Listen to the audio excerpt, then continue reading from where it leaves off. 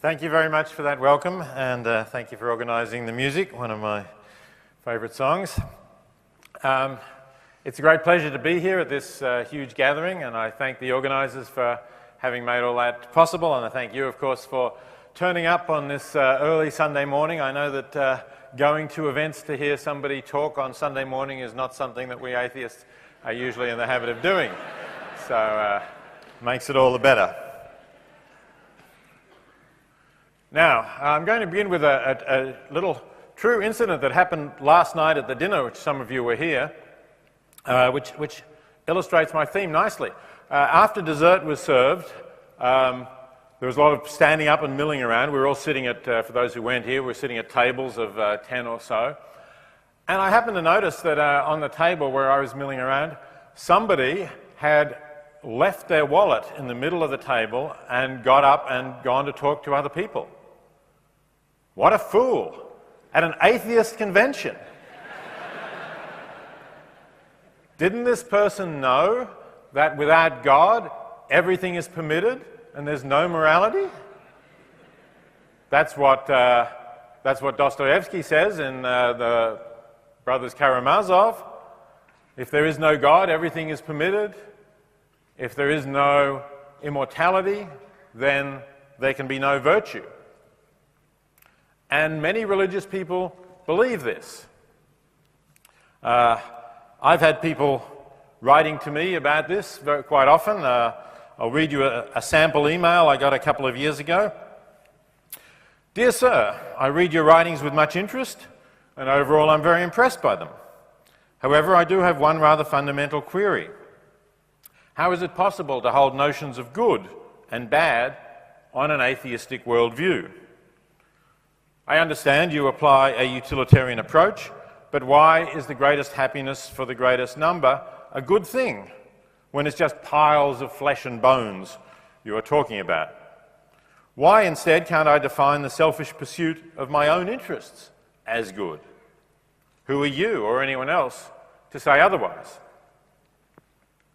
Well, it's true that I am a utilitarian, though the greatest happiness of the greatest number isn't completely accurate account of what I do think is a good thing.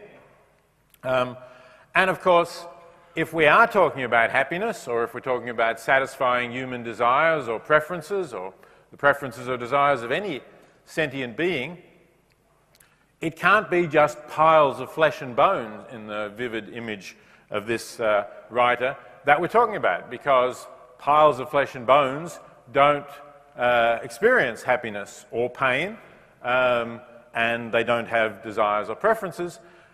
There has to be some conscious awareness. There has to be some sentience in the sense of there being subjective experiences for that to be the case. Now, it may of course be that these subjective experiences simply follow from a certain composition of matter, a certain brain physiology state of cells and so on. That's true. We certainly don't need to postulate any kind of special immaterial entities like spirits or souls in order to have subjective experiences.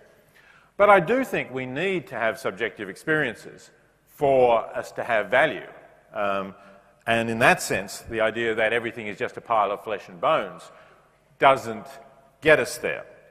I think if you imagine a world in which there were no beings capable of conscious experiences at all, there would also be no possibility of morality. Not only that there would be no moral agents capable of thinking about right or wrong, but there would also be no moral patients, if you like. That is, no beings to whom one could do something that would be good or bad, because there would be no value in that world. There would be nothing that could go better or worse. Just as if I were to, say, pick up this glass and hurl it on the floor and smash it into many pieces, it would not really be worse for the glass in itself. It might be a nuisance. We have to watch out to sweep it up. But that's because we care about it. The glass itself does not have any intrinsic states that are good or bad, whereas we do, and non-human animals do as well, because they're capable of feeling pleasure or pain. So that, I think, is where value gets into the universe. But this challenge, whether from Dostoevsky or from the person who sent me that email, does have to be met. We still have to say, well, what is the nature of morality if we don't believe in religion? And I'm going to say a little bit about that and address the reasons why people think that somehow something is missing if you don't believe in God. Something is missing for the concept of morality that people think we need and want to have. And then I'm going to say a little bit more positively about what morality really is all about, how we can understand it on a non-religious worldview. So let's start with this point about, so who is to say what's good or bad without God? This is an ancient question that we find discussed in the beginnings of Western philosophy in ancient Greece 2,500 years ago in Plato. There's a famous dialogue, which I'm sure many of you will have already heard of, known as the Euthyphro. In Plato's dialogues, he typically has Socrates as present. Socrates is a mentor, a teacher, present as one character in the dialogue, the one who puts essentially his viewpoint, and somebody else that he's discussing it with. And in the Euthyphro, Socrates is discussing with Euthyphro what it is to be pious, what piety is. We can, I think, roughly regard this as equivalent to what it is to be good, or what goodness or morality is. And Socrates makes this, presents this famous dilemma to Euthyphro. He says,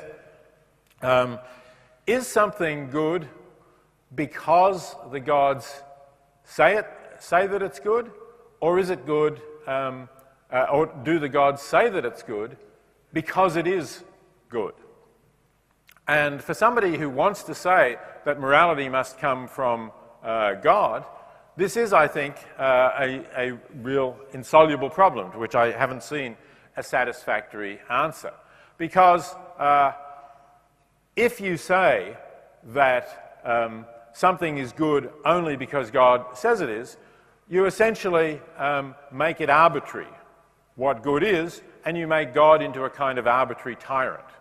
If God had said that it's good to plant bombs in crowded marketplaces and blow up lots of men, women and children as they go about their daily business, then that would be a good thing to do. And there may be some religious people in the world who actually believe that, as we tragically. And conversely, if God had said it's wrong to help somebody in distress when you can easily help them, then it would be wrong to help a stranger in distress. And you can't say, well, but God wouldn't have done that because God is good and God only chooses things that are good, because then, of course, you're saying that there is a notion of good that is independent of what God wills. So either God becomes an arbitrary tyrant, or there is some notion of good or bad independently of what God wills, presumably some objective criteria for saying that it's better to help people in need than to kill and maim them as they go about their daily business. So I don't think we can argue that we need God in order to have a conception of right and wrong at all. There must be some prior idea of right or wrong. Secondly, of course, people often say, well, okay, I'll grant you that there are things that are right and wrong, and I'll take the view that God tells us what's good, and it is good independently of God, but without God, we would not have known what the things were that are good. Well, this really doesn't seem to be the way things work when we look at the knowledge that people have of God. Because, of course, people typically say God reveals to us in the Scriptures what it is that is right or wrong. But, as I'm sure you're all aware and already heard perhaps from previous speakers, In fact, Christians are highly selective, and other religious people as well who have scriptures, highly selective in what they take from the scriptures and what they regard as good or bad. And there's all sorts of things, some of them quite ridiculous, which it seems, if you read the Hebrew and Christian scriptures, that God tells us to do. Some of them, of course, are quite horrific, like stoning to death somebody who works on the Sabbath. I think one of the most horrific passages in the Hebrew scriptures, if you read it, is in the book of Numbers, chapter 31, where God directs, it's only one of several episodes, where God directs Moses, through Moses, or Moses directs his generals, to go and slaughter a people called the Midianites. Their crime is that apparently some of the women, their neighbours of the Israelites, some of their women have persuaded some of the Israelites to worship their gods, and so God commands the Israelites to go and slaughter all of them, the men and the women, to slaughter the men and to take the women and children, and God says that those of the women who have lain with men you shall slaughter, the boys you shall slaughter, the male children you shall slaughter, only you shall keep the virgin girls, and they you shall take as your wives. So essentially God is telling the Israelites to commit genocide so that the people completely disappear, and simply the women, the girls who could not be pregnant with children of Midianite men are going to be breeding stock for the Israelites. Those verses, of course, get ignored. If you talk to Christians, they generally have never heard of those verses. That's not what they're taught in church, not surprisingly. Some of them, of course, will say, and then they will use selective verses to support what they want to support. For example, to condemn homosexuality, which is also condemned. But it's a selective process that's going on, so it's clearly their judgments, not an impartial reading of the scriptures. Some of them will say, well, that's the Old Testament, but we follow Jesus. But Jesus is not really much better in some of the things that he suggests. Of course, he says that to marry a divorced woman is to commit adultery.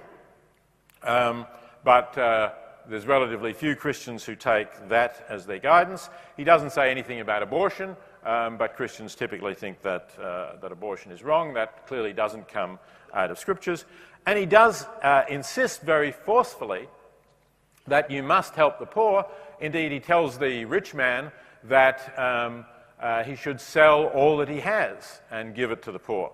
And he emphasizes that this is important, and that it's very hard to be saved, that it's as hard for a rich man to be saved as it is for a camel to go through the eye of a needle. Yet nevertheless, you still see quite a lot of rich Christians. So again, it's something that they don't want to accept, and they don't. They're clearly making up their own minds as to what it is that is right or wrong. They're not using the scriptures as a guide to ethical living. Okay, so the third claim that we find religious people then make is that they may say, all right, so there is a right or wrong independently of God. It's also true that we are selective, we use our own judgment in deciding which of the scriptures we'll follow and which we won't follow. But without a God, we wouldn't have the motivation to do what's right. And this again is what Ivan Karamazov says according to Dostoevsky. He says at one point, without immortality, there would be no virtue. So it's the afterlife that is the kind of motivation for us doing the right thing. We will be rewarded or punished in the afterlife according to what we've done. And so ultimately, it is a selfish motivation on this view for doing what's right, but it's a kind of enlightened self-interest once we understand the way things are. Now, this ought to really be quite a powerful motivation for doing what's right, if you think about it. If you really believe, try and put yourself in the state of mind of somebody who really believes that if you do what's right, you will be eternally rewarded in a blissful state in heaven, and if you do something seriously wrong, you will be punished forever after in hell. For anyone with a decent kind of time horizon, you know, who doesn't just think short term, that ought to make a really big difference. And it is actually, I think, psychologically interesting, says something about human beings, that it doesn't seem to make a difference when you compare the behaviour of religious people and non-religious people. If we compare today, for example, those societies that are relatively more religious and those societies that are more secular, among industrialised nations, you need to hold things reasonably constant in other ways. So among industrialised nations, clearly the United States is unusually religious for a modern industrialised nation. And Europe, with a couple of exceptions, maybe Poland and perhaps still Ireland, is much more secular. But Europe is, by many measures, I would say, a morally better society than the more religious United States. Certainly the murder rate is far lower. The number of people in prison is far lower. You would think, well, if people believe in eternal punishment, why do you need to threaten them with punishment here? But obviously you do. Although Jesus is reported, as I said, as saying that God will save those who fed the hungry, given drink to the thirsty, and clothed the naked, if you're weak and vulnerable, you'll be much better off in Europe, which generally has a decent welfare service and universal health coverage, than you will be in the United States, which, of course, as you know, is still struggling to get universal health coverage. When it comes to helping the poor as well, the record of almost all the European nations is far better than that of the United States. For example, Sweden, which is a relatively secular society, gives about 4 times as much in proportion to its gross national income as the United States. The United States has the highest juvenile mortality rates, that is death for young people, and pretty much the shortest lifespans. It has the highest abortion rate, despite opinion against abortion being much higher, according to polls. Highest abortion rates among democracies where abortion is legal, of course, and the highest sexually transmitted disease infection rates and the highest teen pregnancy rates as well. And then, of course, we're all familiar with the fact that we've had a lot of publicity in recent years about not just Christians in general, but these religious leaders, priests, evangelical leaders and others, who are constantly talking about sin and yet seem to be unable to stop themselves from a wide variety of what they themselves consider to be the most vile kinds of sins for which they might well expect on their beliefs to be punished. So you have to assume that belief in hellfire is really not very efficacious in controlling behaviour. Now, I think we have to be balanced here. I can't say that atheists have a fantastic record of being virtuous either. We've certainly had all sorts of atrocities committed by atheists, such as Stalin and Pol Pot. There's no doubt of that. But we have comparable atrocities committed by Christians through the Crusades, the Inquisitions, the 30 Years' War, and so on. And I'm certainly not going to concede to the religious moralists the claim that Hitler was an atheist. He's often lumped with Stalin and Pol Pot among the terrible atheists of the 20th century. But Hitler certainly talked a lot about God. He may not have been an orthodox Catholic as he was brought up, but he certainly talked a lot about God if you read his table talk. And the German army had belt buckles that were inscribed with the words Gott mit uns, God with us. So I don't think we can place the Nazis in the atheist side of the spectrum. And of course, it's not only Christians either that we should be concerned about here. We've had innumerable conflicts over the centuries between Sunni and Shiite Muslims, in which all sorts of atrocities have also been committed. And of course, we have, as one of the threats to peace today, religious fanatics of Islamic persuasion who blow themselves up, reassured with the idea that this will win them a place in paradise. These seem to be perhaps the only religious people who are really confident in a place in paradise if they do what they believe to be the right thing, unfortunately. If we look at the more positive side of good behaviour, it's sometimes said that Christians give more to charity than secular people. There's some support for that if you look at the statistics about how much is given to charity in the United States, but if you look at what charities people are giving to, the largest slice of the charitable pie in the United States is religious institutions themselves. So perhaps that accounts for some of the fact that religious people are giving more. They're giving to support the church and the salaries of their religious institutions where they are. It's worth noting that despite the fact that, as I said, Jesus has all this emphasis on helping the poor, 3 of the 4 greatest philanthropists in history concerned with helping the poor and promoting the general good have been non-believers. I'm referring to Bill Gates, Warren Buffett, and Andrew Carnegie. The exception among the top 4 is John D. Rockefeller, who was a Protestant. But of the contemporary philanthropists, Gates and Buffett stand out. They've given more, even adjusted for inflation. They've given more than any other human being in history, and they have given it to deal with the greatest problems of the world that affect the poor. To, for example, develop cures for diseases like malaria, where there's not enough money going into research because most of the market would be in the developing world where people are too poor to provide a profitable market for the drug companies. It's clear that people can be motivated to do what's best without religious belief.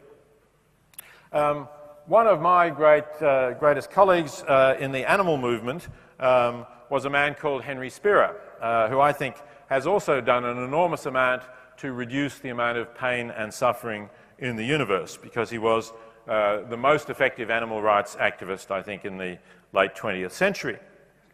Henry Spira never had much money. His form of philanthropy was to devote time and energy and his very considerable intellect to finding effective ways to help the downtrodden and the oppressed. Not only animals, incidentally. He marched for civil rights in the South in the 60s. He worked for the labour unions for union reform against corrupt union movements in the Merchant Marine, where he served for a while, and also, of course, for non-human animals. Towards the end of his life, he had cancer. He knew he didn't have very long to live, and I interviewed him to make a video so that others could learn from his methods and his general philosophy. And I asked him, given that he was an atheist and that he regarded death as the end of his existence, what had driven him to spend his life working for others? And he replied, I guess basically one wants to feel that one's life has amounted to more than just consuming products and generating garbage. I think that one likes to look back and say that one's done the best one can to make this a better place for others. You look at it from this point of view. What greater motivation can there be than doing whatever one possibly can to reduce pain and suffering? Thank you.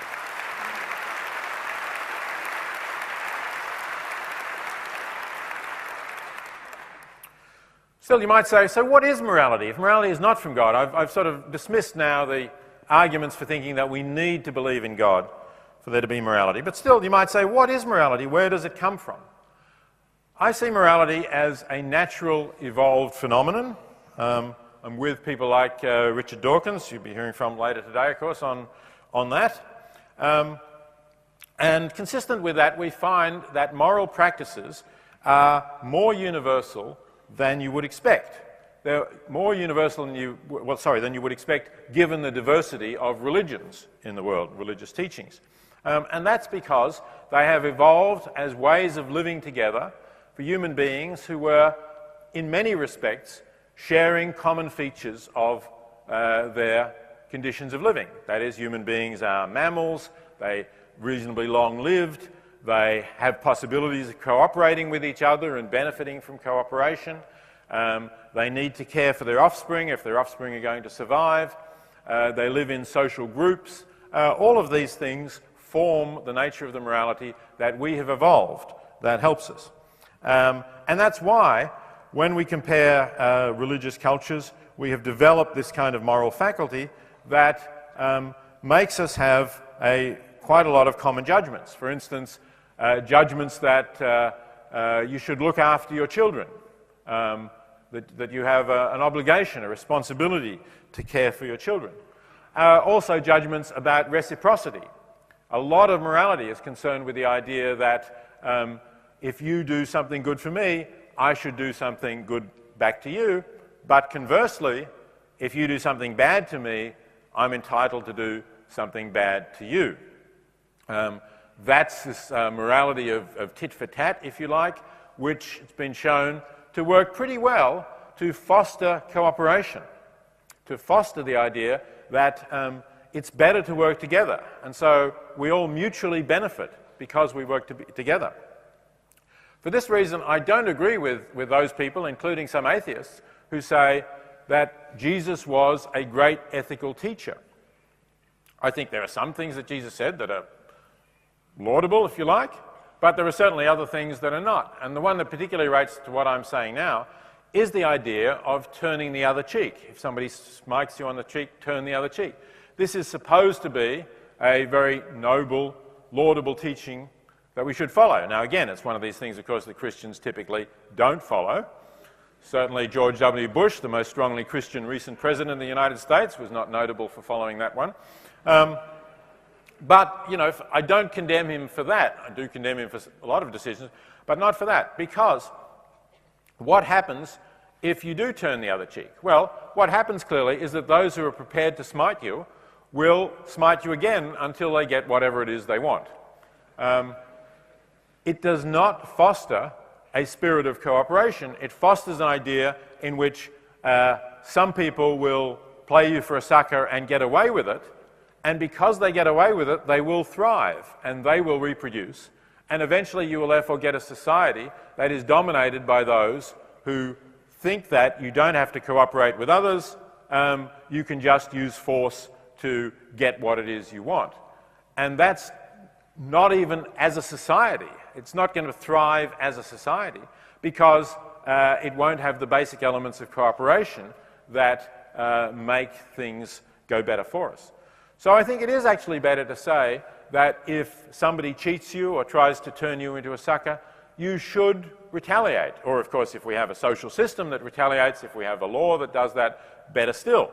But you can't simply take it because what you want is a society in which those who are bona fide cooperators, those who do things for others and don't try to get away with a one-sided exchange, are the ones who thrive in society, and we'll all do better in that way.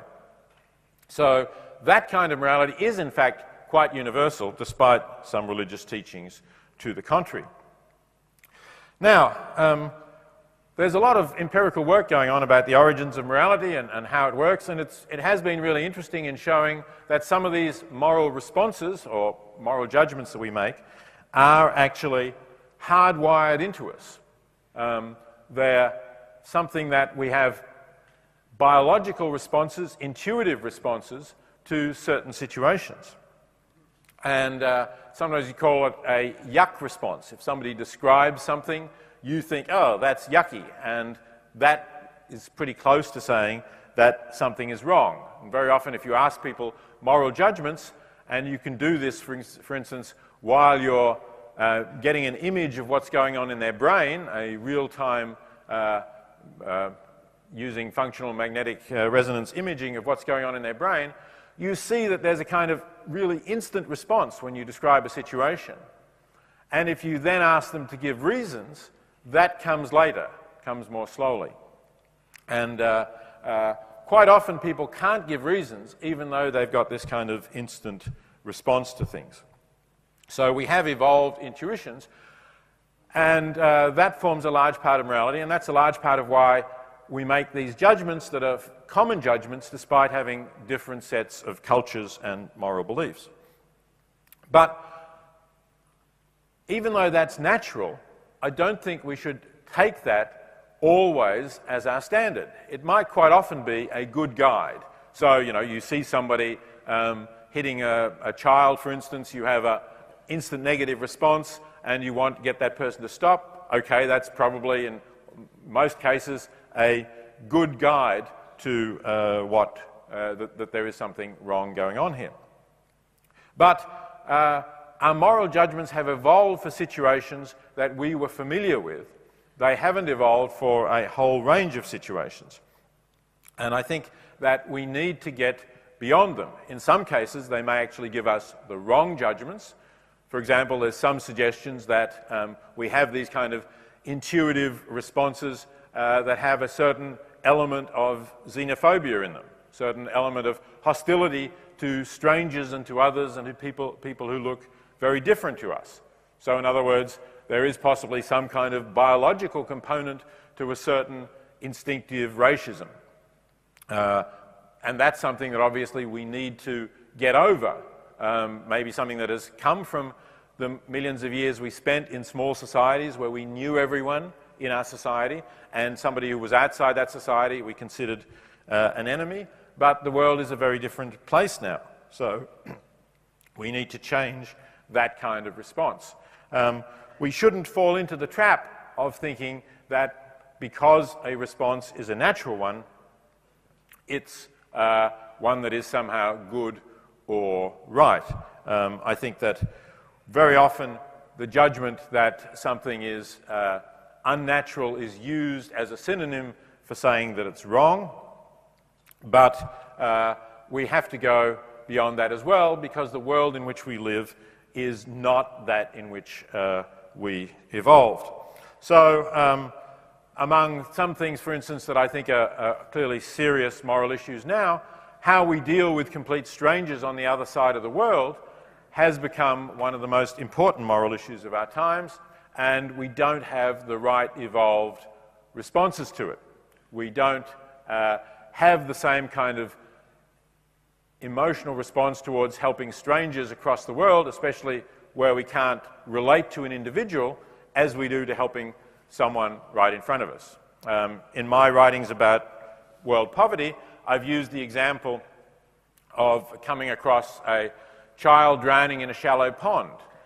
And I asked people, don't you think you should rescue that child, even if in order to do so you have to wade into the pond and you're going to ruin an expensive pair of shoes that you just put on this morning and you don't have time to get rid of?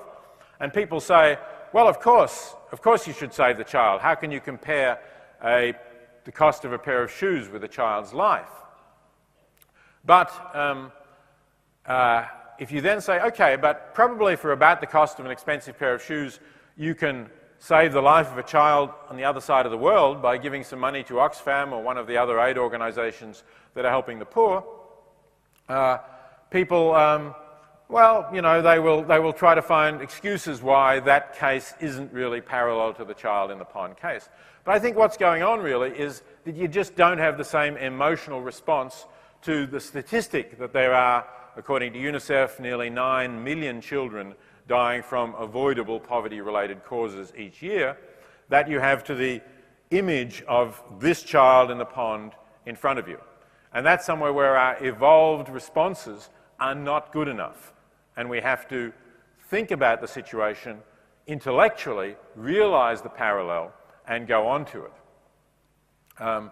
Another example, I think, where our evolved responses are not good enough are to do with the animals we eat, where I think we've developed, because, no doubt for most of our history too, we were omnivores, we took food wherever we could, we killed animals for food, so we don't have quite the same evolved response to food animals, although we do to companion animals. To dogs and cats, we think, generally, most of us think anyway, it would be, you know, yuck to kill them, we have that yuck response I mentioned before to the idea of eating dogs and cats, but we don't have it to the idea of eating pigs or cows or chickens, even though certainly, you know, as George Orwell said in Animal Farm, pigs are just as intelligent as dogs.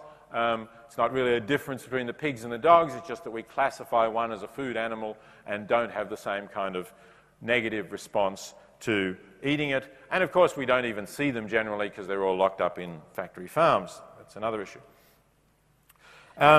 Thirdly, the other great issue, the great moral issue that confronts us today that unfortunately we don't have any kind of evolved response to is the issue of climate change. This is an interesting example, a terrible example in a way, where we are doing all sorts of things which are contributing to disastrous consequences. We know here in southern Australia, we actually know the disastrous consequences at first hand because we've been short of water for a decade or so now, and we see this in terms of our own gardens and the countryside around. Of course, people in the United States haven't really seen it, certainly not in the northeast where I'm teaching. But we know that it's going to be far more disastrous for people in Africa who are subsistence farmers dependent on rainfall patterns, which are likely to change. And we're going to have hundreds of millions, if not billions, of climate refugees over the next century, either because of rainfall patterns changing or because of rising sea levels inundating fertile regions of, say, Bangladesh or other low-lying areas, the Mekong Delta. But we have no evolved response to this because what we're doing is simply turning on the air conditioning, driving a big gas-guzzling four-wheel drive, flying too much, eating meat again for that matter because particularly ruminant animals, beef and sheep, are major contributors to climate change. And because this situation has not arisen until now, it's not something that has given us any kind of evolved response. And these things seem quite innocent to us, and yet they're devastating in their long-term consequences. So that's why, although morality is a natural phenomenon, an evolved phenomenon, we can't simply rest with that. We have to use our intellect and think about what consequences we're having. Now, you might say, I want to allow a few minutes for questions, so I'm about to wind up. You might say, well, but, you know, what is nevertheless the moral standard that you take? And obviously, I've taken as a moral standard the idea of concern for the interests of all of those affected by our actions. This is something like, and could be understood as, what Christians and Jews know as the golden rule: do unto others as you would have them do unto you. And some people might say, well, look, really, isn't this a religious tradition, after all, that you're borrowing from, even though you claim not to be in it? But I think it's the other way around. I think it's a general view that reflective people over millennia, religious or not religious, have come up with, which has been taken up by religions as well as by others. So the idea of the golden rule, treat others as you would have them treat you, is something that I think comes out of this evolutionary idea of reciprocity and cooperation that I mentioned before, and that you can find, therefore, in a wide variety of cultures, and in roughly chronological order. You can find it in the teachings of Zoroaster, Confucius, Mahavira, who was the founder of Jainism, the Buddha, in the Hindu epic, the Mahabharata, in the book of Leviticus, the Jewish tradition, the teachings of Rabbi Hillel, also in the Jewish tradition. Now we come to Jesus, then Marcus Aurelius, then Mohammed, then Kant in the 18th century European tradition, and since then many, many others, including my own teacher at Oxford University, the late Professor R.M. Hare. So when people say that this is a religious teaching, or say, you know, religion isn't really caring for others, we shouldn't accept that characterization. That's not what's distinctive about religion. That's something that religion shares with non-religious traditions as well. So I think that we should take that as a general outlook. I think we should not simply follow rules that tell us that something is absolutely wrong, because that can typically be disastrous. And religious teachings that tell us that we must stick to rules, I think have often had disastrous consequences in many ways. Just to give one quick example, they have ruled out the practice of voluntary euthanasia or physician-assisted suicide because we're told that killing is always wrong, killing an innocent person is always wrong, and therefore it's wrong for a doctor to kill someone, even if that person wants to die, even if that person is clearly in a rational frame of mind, even if that person only has days or weeks or months to live and has judged that the quality of that life is not worth living. It's not any kind of concern or caring for others that would lead us to deny such a person's request to die. It's insistence on a rigid moral code which says that it's always wrong to end the life of an innocent human being. I think we have to move beyond that. So let me stop at that point. I think we have, I hope, a few minutes for questions, and I'll be very happy to take them. Thank you.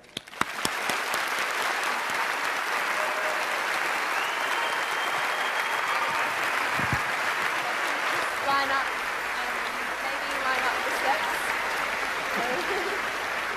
We do have mics in the aisles, front, middle, and there. We'll take as many questions as we can for the time we have. Do we have someone down here to... Good morning, Dr. Singer, and on behalf of everyone, thank you very much for your presentation this morning. You use as a bolster for a system of secular ethics a lot of examples from the West, and what typifies the West is a strong social contract. In many other times and places around the world, the social contract has not been as strong, and I wonder whether you have discounted the powerful force that religion has been to enforce more virtuous conduct in situations like that. Because if a person believes that they are being judged, even in their private conduct, by an invisible arbiter, they will be more virtuous. Isn't it true that in many other parts of the world where the social contract is not as developed or as just, that belief that you are being judged by God is actually a force for good?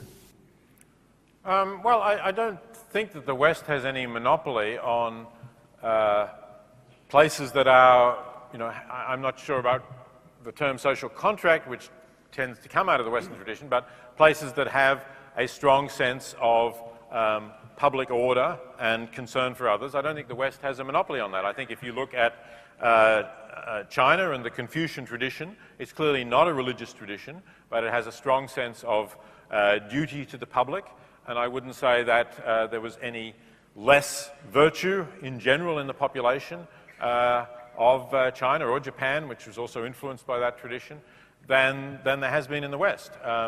Now, there may be other places where there was less of an ordered state, and that, I think, means that there is more danger to life, there is more, if you like, kill or be killed kind of attitude in some circumstances. But I don't think we should exaggerate even that, because generally speaking, most people have lived in reasonably peaceful circumstances in, say, small-scale societies, which prevailed for most of the time that our species has been here.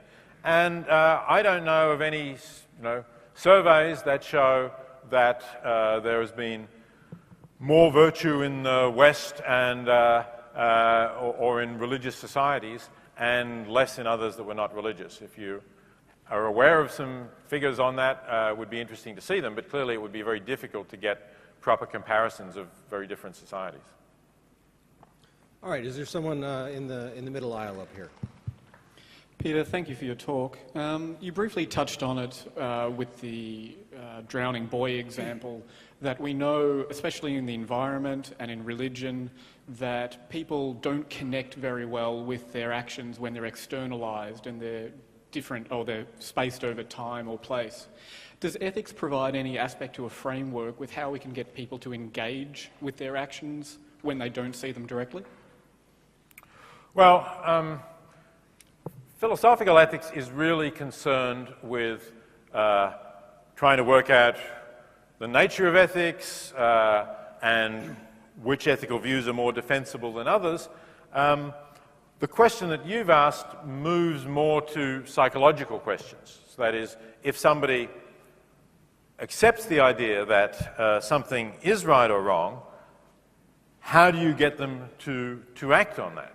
And I think that's certainly a huge problem for anyone, religious or non-religious, concerned about getting people to act in a better way. Because, as I said, although you might think it would make sense that people who are religious, and particularly if they believe in a reward and punishment in the afterlife, act a lot better than those who don't, they have this extra motivation, it doesn't really seem to work that way. So I don't really know the answers. I mean, there's a fair amount of psychological research going on with these questions, and in my book, The Life You Can Save, I summarise some of the psychological research specifically about what fosters people acting altruistically, what fosters people acting to help others, and what is a barrier. And it seems like it's factors that have nothing to do with religious belief. For example, one of the big factors that makes someone more likely to help somebody else is if they see that others are doing it. Psychologists have set up examples where there's somebody who seems to be in distress and need help, and there's a stooge who is helping. And if the stooge is helping, then the real subject of the experiment is likely to help. And if the stooge doesn't help, just ignores the person in distress, the person is much less likely to help too. And very strange little factors. There's a funny story which maybe fits quite nicely here, some experiments done by a Princeton colleague of mine, where they wanted to see what factors would affect whether somebody helped somebody who was lying beside a pathway, apparently suffering a heart attack or some distressing condition like that. And they used theology students at the Princeton Theological Seminary as their subjects. And they told them that they had to go to give a lecture on the Good Samaritan, the story of the Good Samaritan. And they divided them into two groups. They were in building A to be briefed before the lecture, and then they had to go to building B. And of course, on the pathway between building A and building B was the person groaning in distress by the pathway. They divided them into two groups. Group A, after briefing, they said, okay, well, you might as well head over to building B now. You've got plenty of time, but you might as well leave now. And Group B, they said, oh, we've left it a bit late. You better hurry or you'll be late for your lecture. And that turned out to be the decisive factor as to whether people helped or not. Only a very small minority of those who were in a hurry stopped to help the stranger, even though they were about to give a lecture on the Good Samaritan. And a majority of those who were told they had plenty of time did help. So, you know, we're strange beings, really, and a lot of things that you would think would make a big difference seem to just float over the surface, and other things that you wouldn't think make such a big difference to whether we act on our beliefs actually make a bigger difference than you think. Is there a question from the rafters up here? Is this on? That experiment is awesome. You've made a lot of reciprocity and the golden rule as a rational basis for morality. My question is related to a couple of historical figures. We've got Mahatma Gandhi and Nelson Mandela, who activated great social change by seemingly ignoring that rule. Were they acting justly in doing so? Well, I certainly think that they were, you know, doing something that was right, and they were doing something that clearly had a great effect. Now, there may well be circumstances where you can have better consequences by ignoring that rule, particularly if you're in a position of physical weakness or military weakness, but moral strength. And I think that's what they were doing in this situation. Martin Luther King, you can add to this. So if you're dealing with a foe who in some way is vulnerable to the power of moral example, then it may be the right thing to do simply because it will lead to the best consequences. And as I said, I think that's really what counts. So, yes, against the British, Gandhi could do that very successfully, and he probably could not have succeeded by trying to strike militarily. Had he been dealing with the Nazis, I don't think it would have had the same result, unfortunately. All right, down back here to the front. You mentioned the fact that Pol Pot and Stalin were atheists. Atheists are often supposed to take the blame for the crimes of these people. I'm personally not prepared to do so. What do you think about the argument that religious violence is motivated by religion, therefore, in a sense, they should take the blame, but atheist violence is motivated by some other pathology unrelated to atheism, and therefore we shouldn't take the blame for it. We don't have to. Well,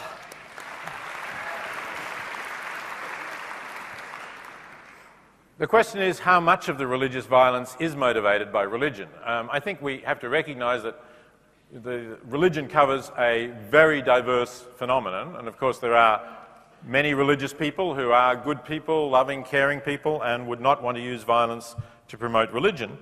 And there are no doubt many people who are violent people or see violence as a means to achieving their ends and use religion as a cover for trying to achieve territorial domination or some other goal. So I don't think we can blame all violence that is officially in the name of religion as being something that religion is responsible for. Having said that, there's no doubt that religious belief is sometimes a cause of violence, and there is therefore reason to think that as the intensity of religious belief fades, we can overcome some of that sectarian violence. And certainly, as I mentioned, Shiite and Sunni, you could talk about Catholic and Protestant violence in Northern Ireland and so on. Religion has been a divisive force in many cases, and sometimes it can be blamed. But I think we need to be careful about saying that everything that is done in the name of religion is actually done for religion. We're going to have one more question. Last question here in the middle. Oh, thank you. My name's Ian Bryce of the Secular Party. Peter, you mentioned that there will be millions or billions of refugees due to climate change and sea level rise and so forth. Do you think there will be a contribution due to increasing religious wars? For example, the Taliban campaigns in Iraq and Iran and Afghanistan and Pakistan and Somalia.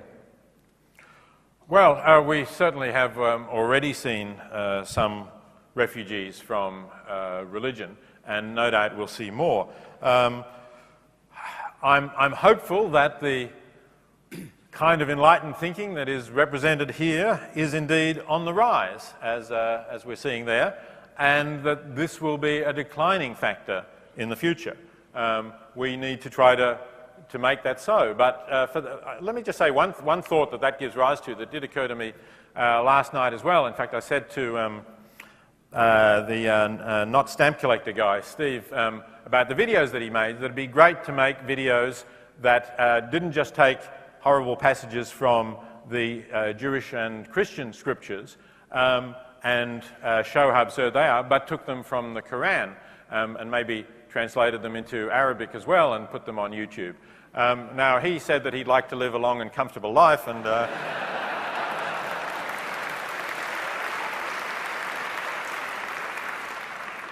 but I do think that we actually, need to focus atheist teachings not only on the Western world and on the Jewish and Christian groups, but on Islam as well, if we're to reduce some of the consequences, unfortunate consequences of religion that we've been seeing.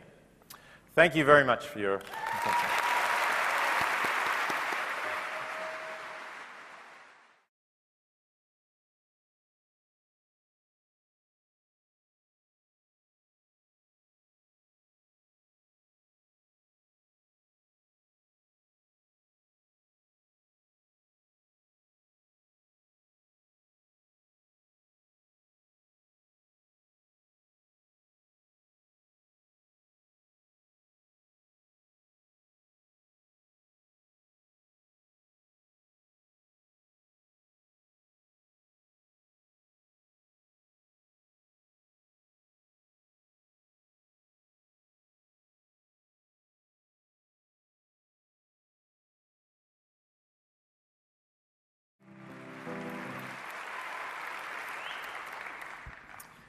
Thank you very much for that welcome, and thank you for organising the music, one of my favourite songs. It's a great pleasure to be here at this huge gathering, and I thank the organisers for having made all that possible, and I thank you, of course, for turning up on this early Sunday morning. I know that going to events to hear somebody talk on Sunday morning is not something that we atheists are usually in the habit of doing, so makes it all the better. Now, I'm going to begin with a little true incident that happened last night at the dinner, which some of you were here, which illustrates my theme nicely. After dessert was served, there was a lot of standing up and milling around. We were all sitting at, for those who weren't here, we were sitting at tables of 10 or so. And I happened to notice that but why is the greatest happiness for the greatest number a good thing when it's just piles of flesh and bones you are talking about? Why instead can't I define the selfish pursuit of my own interests as good? Who are you or anyone else to say otherwise? Well, it's true that I am a utilitarian, though the greatest happiness of the greatest number isn't a completely accurate account of what I do think is a good thing. And of course, if we are talking about happiness, or if we're talking about satisfying human desires or preferences, or the preferences or desires of any sentient being, it can't be just piles of flesh and bone in the vivid image of this writer that we're talking about, because piles of flesh and bones don't experience happiness or pain, and they don't have desires or preferences. There has to be some conscious awareness. There has to be some sentience in the sense of there being subjective experiences for that to be the case. Now, it may of course be that these subjective experiences simply follow from a certain composition of matter, a certain brain physiology state of cells and so on. That's true. We certainly don't need to postulate any kind of special immaterial entities like spirits or souls in order to have subjective experiences. But I do think we need to have subjective experiences for us to have value. And in that sense, the idea that everything is just a pile of flesh and bones doesn't get us there. I think if you imagine a world in which there were no beings capable of conscious experiences at all, there would also be no possibility of morality. Not only that there would be no moral agents capable of thinking about right or wrong, but there would also be no moral patience, if you like. That is, no beings to whom one could do something that would be good or bad, because there would be no value in that world. There would be nothing that could go better. At the table where I was milling around, somebody had left their wallet in the middle of the table and got up and gone to talk to other people. What a fool! At an atheist convention. Didn't this person know that without God, everything is permitted and there's no morality? That's what Dostoevsky says in the Brothers Karamazov. If there is no God, everything is permitted. If there is no immortality, then there can be no virtue. And many religious people believe this. I've had people writing to me about this quite often. I'll read you a sample email I got a couple of years ago. Dear Sir, I read your writings with much interest, and overall I'm very impressed by them. However, I do have one rather fundamental query. How is it possible to hold notions of good and bad on an atheistic worldview? I understand you apply a utilitarian approach, or worse, just as if I were to say, pick up this glass and hurl it on the floor and smash it into many pieces, it would not really be worse for the glass in itself. It might be a nuisance. We have to watch out to sweep it up. But that's because we care about it. The glass itself does not have any intrinsic states that are good or bad, whereas we do, and non-human animals do as well, because they're capable of feeling pleasure or pain. So that, I think, is where value gets into the universe. But this challenge, whether from Dostoevsky or from the person who sent me that email, does have to be met. We still have to say, well, what is the nature of morality if we don't believe in religion? And I'm going to say a little bit about that and address the reasons why people think that somehow something is missing if you don't believe in God. Something is missing for the concept of morality that people think we need and want to have. And then I'm going to say a little bit more positive